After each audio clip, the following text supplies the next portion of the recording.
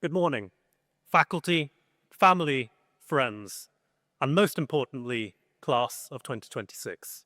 Congratulations. 9 years ago, I graduated from King's with a degree in medicine. On my journey here this morning, I was trying to remember the alumni address from my own graduation speech. I couldn't. In fact, I'm not entirely convinced there was one, which relieves the pressure for me and is slightly concerning for all of you. But I do remember how I felt. I was excited, relieved, and completely convinced that I finally knew exactly which direction my life was going. Turns out, I didn't.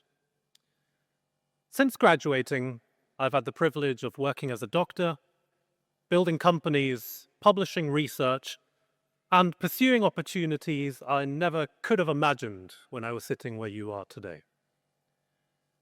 Alongside all of that, I was also witnessing the moments that define people's lives. I've watched parents meet their newborn child as they take their first breath. In one particularly memorable moment, in a Costa coffee.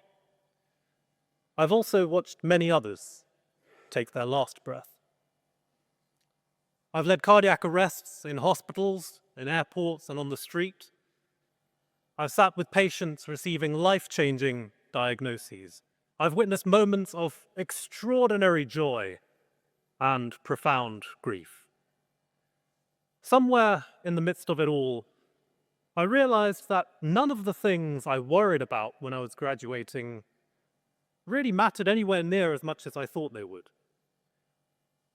I worried about getting the perfect job, climbing the ladder, and whether I was moving fast enough.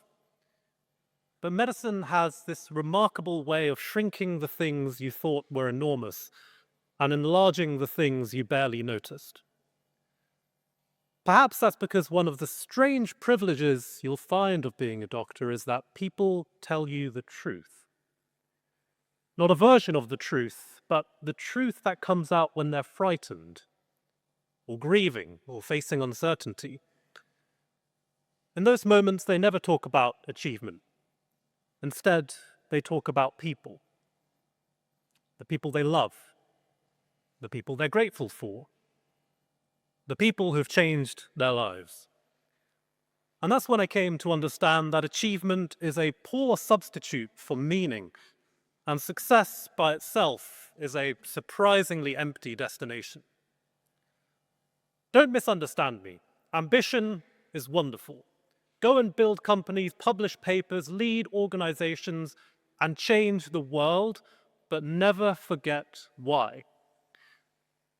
Ambition took me further than I could have imagined, from advising the King's private secretaries at Buckingham Palace, attending the coronation, to building a school for children with autism in Mexico.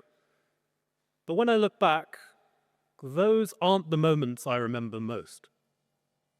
What stays with me is that as life unfolded in such unexpected ways, I got to experience so much of it alongside my father. A man who arrived here with so little and gave me everything. It wasn't where life took me that mattered most, but who I got to share it with. Memory is strangely selective. Perhaps it's wiser than we are. It quietly lets go of many of our achievements, but it stubbornly clings on to the people that gave them meaning. I hope it takes you much less time to discover that than it took me. As you leave King's today, know that you have been given extraordinary gifts: knowledge, education, this community, and every gift asks something of you. To leave things better than you found them, to use your talents generously, to solve problems worth solving, and to help people who may never know your name. And whatever your path looks like, and if you remember anything from my speech today, remember this: life is too short spending it becoming somebody else.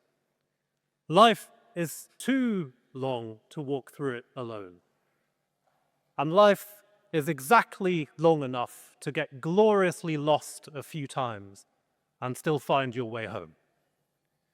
Class of 2026, 9 years ago, I was exactly where you are today. Since then, I've watched people take their first breath, and I've watched others take their last breath. How you fill that space, who you're with, who you help, what you care about is everything. Congratulations, class of 2026.